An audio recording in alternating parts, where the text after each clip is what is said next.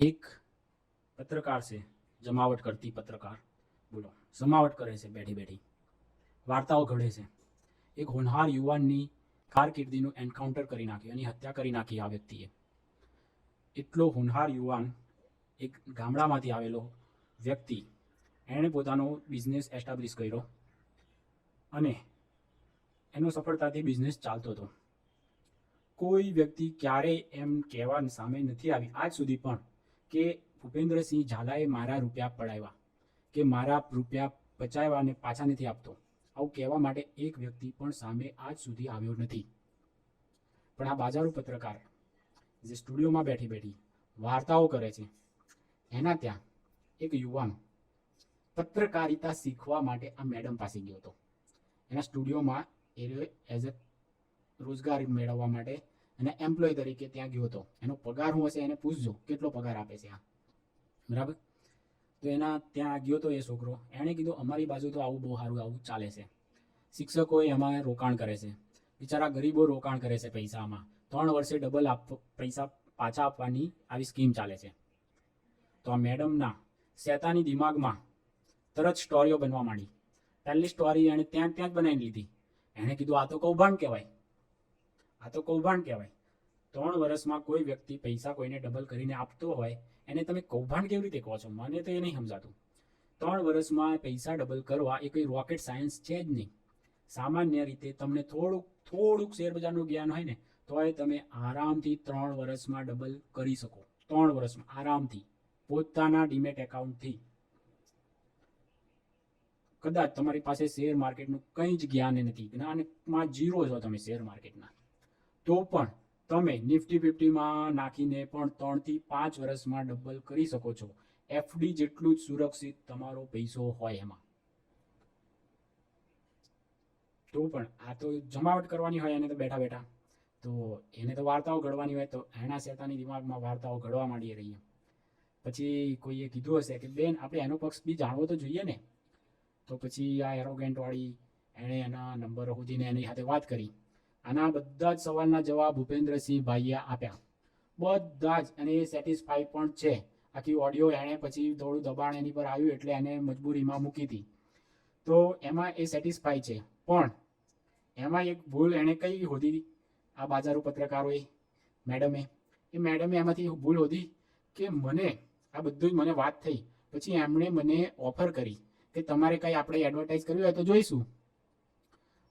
તો આવી રહી બાજારો મેડમ શું કહે છે કે ઓહો હો મારા જેવી ઈમાનદાર વ્યક્તિને આણે પૈસાની ઓફર કરી, એડવર્ટાઇઝની ઓફર કરી, બીજા લેતા હશે, હું નથી લેતી. આ બાજારો પત્રકારે પહેલા જ એણે કૌભાંડ છે આ બધું એ નક્કી કરીને વાર્તાઓ ઘડેલી, અને આવી એક એની નાની મિસ્ટેક એણે હોધી અને કે આ નક્કી હવે તો કૌભાંડ છે, મને એક ઓફર કરીને એટલે આ કૌભાંડ છે. આ રીતે એણે કૌભાંડ નામ આપ્યું. એક વ્યવસાય પોતાનો ધંધો કરતો વ્યક્તિ એને કેવી રીતે આ બાજારો પત્રકારો રગદોળે છે, આ એનો કિસ્સો છે આ.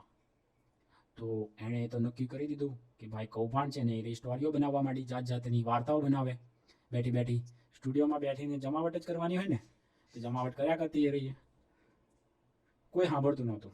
તો પછી આણે પછી નવી વાર્તા બનાવી, નવો સિક્કો પહોંચાડ્યો કે 6,000 કરોડનું તો આ કૌભાંડ છે, સરકાર કેમ કાંઈ કરતી નથી, ગરીબોના રૂપિયા લૂંટાય છે, સરકાર કેમ કાંઈ કરતી નથી.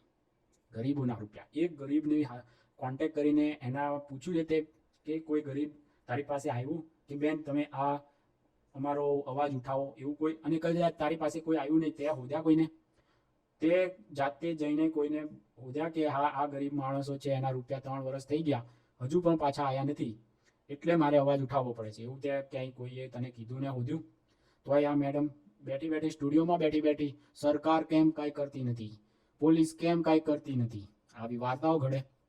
તો ગૃહમંત્રી ખુદ હર્ષભાઈ સંઘવી એમણે ખુદ કીધું, વિડીયો પણ તમને યુટ્યુબમાં મળી જશે.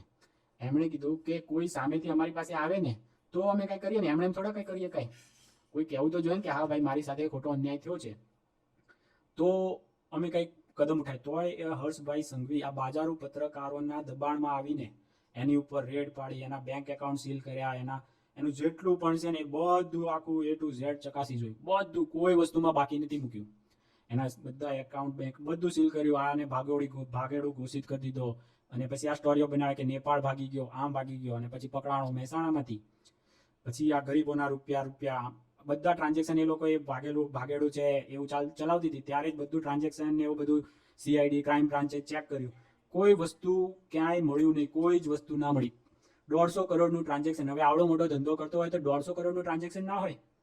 150 કરોડનું ટ્રાન્ઝેક્શન હોદ્યું તો પછી આ કે 6000 કરોડનું કૌભાંડ છે, તો ટ્રાન્ઝેક્શન જ 150 કરોડનું છે. તો તું તો કહેતી હતી કે 6000 કરોડનું કૌભાંડ છે.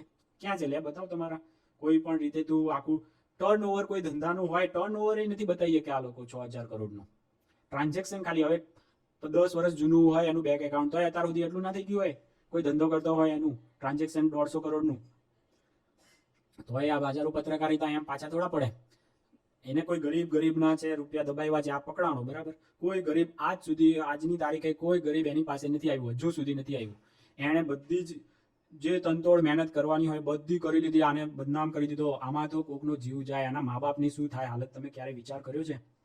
એના મા બાપ બિચારા ફાંસીએ લટકી જાય આવી રીતે. છોકરાને કેટલો નિર્દોષ હોય બિચારોને, એને આવી રીતની હેરાનગતિ કરાવડાવે આ બાજારૂ પત્રકારો. કોઈનો જીવ જાય આમાં. આ બાજારૂ પત્રકારને તો વ્યૂ નથી કમાવું છે ડોલરમાં, એટલે જાતની વાર્તાઓ ઘડ્યા કરે. પછી આનું કોઈ સાંભળતું નહોતું, તો આઈ સ્ટુડિયો ફરતી હતી, આના ત્યાં વ્યૂ નતા આવતા, તો એણે પછી નવી જાળ બિછાઈ. એ બધી ચેનલોમાં જઈને ફરવા માંડે. મેં હોદ્યું આ 6000 કરોડનું કૌભાંડ, એની પર આપણે વાત કરો, ચાલો મારું ઇન્ટરવ્યુ લો. 6000નું કૌભાંડ મેં પકડ્યું. 6000નું કૌભાંડ હવે આવ્યું છે. હવે 450 કરોડે આવ્યા છે ક્રાઇમ બ્રાન્ચ વાળા. 450 કરોડે. એ પણ એમ કે હવે પાછી આવી હરામખોરની હું કે પાછી જઈને બધે ઇન્ટરવ્યુ આપીને એને પૂછે કોઈ કે કેમ કોઈ તો હજુ સુધી સામું નથી આવતું, ગરીબોના રૂપિયા તમે પડાવ્યા એમ કહેતા હતા, તો કેમ હવે પાછું નથી આવતું? એવું કોઈ પૂછે એ પહેલા જ આ બેને વાર્તા ઘડી નાખી. કારણ કે આ તો પત્રકાર, કયા સવાલો પેદા થાય તો આ હું આર્ગ્યુમેન્ટ આપી, આ બધું જ આને શેતાની દિમાગમાં બધું જ ચાલતું હોય આના. અને આનું શેતાની દિમાગ એવા બધા જ જવાબો પહેલેથી રેડી રાખે. તો કોઈ ગરીબ તો બહાર આવ્યું નહીં, તો હવે શું કહે છે કે 12 કરોડ એક વ્યક્તિના આમ છે, 12 કરોડ આપેલા છે, અને આવા કેટલાયના 12 કરોડ છે. તો એ લોકો તો સામે ના આવે ને. પછી એમને સવાલ થાય કે તમે ક્યાંથી લાયા 12 કરોડ? અરે ભાઈ, તો એ ખોટું કરતો હતો ને, એને 12 કરોડ આપ્યા. આ ખોટું કરતો હતો તો એ બે નકાબ તે કર્યો, તો એ 12 કરોડ વાળાને કર, કેમ નહીં કરતી? પણ એને ચાવરવો છે. આ એજન્ટ છે, દલાલોનું આ કામ છે આ લોકોનું. બાજારો પત્રકાર એમ નથી કહેવાતા. તું કે એ ખોટું કરતા હશે, જે પણ હશે, તને ખબર પડી છે એના 12 કરોડ છે, તો કે તું અને લાવ એને સામે યુટ્યુબમાં વાર્તા બનાવે નહીં. પણ એવું નથી કરવું આને. આને તો પહેલા કહેતી હતી ગરીબ ના છે, ને હવે આને સ્ટેન્ડ ફેરવવું છે કે કરોડોના છે એટલે કોઈ સામે નથી આવતું. આને સ્ટોરી હું બનાવી છે કે હવે કેમ સામે નથી આવતું એમ પૂછે, તો આ શું કે 12 કરોડ આવા ઘણા બધાના છે એટલે સામે નથી આવતા. વાહ મેડમ, વાહ. આની આ આખા પરિવારો આને કેટલાને રોજગાર આપે, એ બધાને તે છે ને ઘર બંધ કરી નાખ્યા. કેટલા યુવાનો એની સાથે કામ કરતા હશે. મારી સાથે કાંઈ નાવા નીચોવાનો કોઈ સંબંધ નથી, અને હું ઓળખતો નથી ને. તે આ બધું પોન્જી સ્કીમ ચાલુ કરીને ત્યારે મને ખબર પડી. મેં જાણ્યું કે આ છે હું. કોઈ એક માણસ તો આવો છે ને 6000 કરોડનું કૌભાંડ કહે છે, તો એક વ્યક્તિ તો સામે આવે ને કે હા ભાઈ, અમારું આપને કૌભાંડ કરી નાખ્યું છે, તમે અવાજ ઉઠાવો. તો આ અવાજ ઉઠાવતો હોય તો બરાબર છે. પણ આને સ્ટુડિયોમાં બેઠા એના ત્યાં એક કામ કરતો વ્યક્તિ આવીને કીધું કે આ તો શિક્ષકોના છે. હા, ત્યાં પણ પાછું આને કેવું કર્યું, એ પેલા કીધું કે બહુ બધા શિક્ષકો પણ આમાં રૂપિયા રોકાણ કરે છે. તો કે આવા ભણેલા ગણેલા પણ રોકાણ કરે છે. તો એને હોદવામાંથી કોઈ શિક્ષક સામે આવી જાય. પણ કોઈ શિક્ષક, બધાને ભરોસો હતો ભૂપેન્દ્રસિંહ પર, તો એ લોકોમાંથી કોઈ આવ્યું જ નહીં કે અમારા તો રૂપિયા આપી જ દે છે, અમે શું કામ ખોટો કોઈને કોઈ સારા માણસને વિરુદ્ધ શું કામ એ બોલે બિચારા. તો પછી આને શું પછી નક્કી કરાવડે કે શિક્ષકો પણ એજન્ટ છે. તો એવી થિયરીઓ બનાવવા માંડ્યા આ લોકો કે શિક્ષકો પણ એજન્ટ છે, અને ગરીબોને પછી આમાં ષડયંત્રથી છેતરે છે. આવી રીતે આખા શિક્ષક કોમ્યુનિટીને પણ બદનામ કરવા માંડેલી આવી રહી છે. પછી હવે આવી ગઈ છે કોઈ શિક્ષકો પણ, તોય આના દબાણમાં આવ્યા જ નથી કોઈ આજ સુધી. કોઈ ગરીબ પણ ના આવ્યા, કોઈ શિક્ષક પણ આના દબાણમાં આવીને આવા સારા વ્યક્તિ વિરુદ્ધ બોલવા તૈયાર જ ના થયા. તો પછી હવે આ બેઠી નવી જમાવટવાળી વાર્તાઓ બનાવવા માંડી. સ્ટુડિયો ફરે. મેં આ કૌભાંડ બહાર પાડ્યું, તે કૌભાંડ બહાર પાડ્યું હતું. 6000 કરોડનું કહેતી હતી. આ એને હત્યા કરી નાખી, એક સારા યુવાનની હત્યા કરી નાખી આણે. અને આ બે શરમને હજુ પણ શરમ નથી. પાછી હજુ પણ શું કહે છે, હવે આપણે પકડાણું ને એટલે કે હવે આપણે તો જોશું 6000 કરોડના ગરીબોને કેવી રીતે પાછા. એટલે 6000 કરોડના હતા જ નહીં તો ક્યાંથી એ બધાને પાછા આપવાની વાત આવે? આ પાછી એવું કે હવે જોઈએ આપણે ન્યાય મળે. અરે તે અન્યાય કરી નાખ્યો, એક માણસની હત્યા કરી નાખી, તે આખા એ કોઈને મોઢું બતાવવા લાયક નથી રાખ્યો. એને તો તે ધંધાની માં આણી નાખી. હવે કદાચ એ જે કોઈના રૂપિયા લીધા હશે ને તો એ આપી કેવી રીતે છે? એની તે આખી શાકની માં આણી નાખી. આવું બેઠા જમાવટના તમારા ડોલર કમાવા માટે આવી રીતે કોઈની જિંદગીની પથારી ના ફેરવાય. બેઠા થોડુંક દિમાગ ચલાવો બેઠી બેઠી, ગમે એવી વાર્તાઓ બનાવે બેઠી બેઠી, વાહ ભાઈ વાહ. અને આ મુર્ગો મળી ગયો તો ચાલ્યા જ કર્યું 6,000 કરોડનું કૌભાંડ, 6,000 કરોડનું કૌભાંડ. ક્યાં છે? પછી આને ચલાવેલું એક વસ્તુ કે એક 25 કરોડ એક ક્રિકેટરના છે, મેં બહાર પાડીને એટલે એને પાછા લઈ લીધા. વાહ ભાઈ વાહ, એને પાછા લઈ લીધા, એના પૈસા એને રોક્યા હતા અને એને પાછા આપી દીધા. તો પછી હવે એમ તો કહેતી હતી કોઈના પાછા નથી આપતો, તો કેવી રીતે 25 કરોડ એના પાછા આવી ગયા હતા? એટલે આ બધી હરામખોરની આવી બધી જમાવટના નામે છે ને આ બાજારૂ પત્રકારિતાઓ ચલાવે છે. ક્યારેક સનાતન ધર્મના કોઈ સંતો વિરુદ્ધ ચલાવી નાખે. બસ મન ફાવે એવી રીતે બેઠા બેઠા અહીંયા લોકો મન ફાવે એવી વાર્તાઓ ઘડે સ્ટુડિયોમાં બેઠા બેઠા. અને પાછી આ કોઈ નેશનલ મીડિયામાં આને ચગાવું હતું, તો નેશનલ મીડિયામાં તો કોઈએ ના આની સ્ટોરી, કારણ કે કાંઈ હાથ પગ વગરની છે આ વાર્તાઓ, આની પર કોણ ભરોસો કરે? તો હવે છે ને એ કોઈ પેલો જુબેર કરીને છે હરામખોરનો, દેશ વિરોધી અને હિન્દુ વિરોધી, તદ્દન હિન્દુ વિરોધી, એની પાસે આ ટ્વીટો કરાવે છે. બોલો, એટલી હદે આ નીચી હદે કરી ગઈ આવી રહી.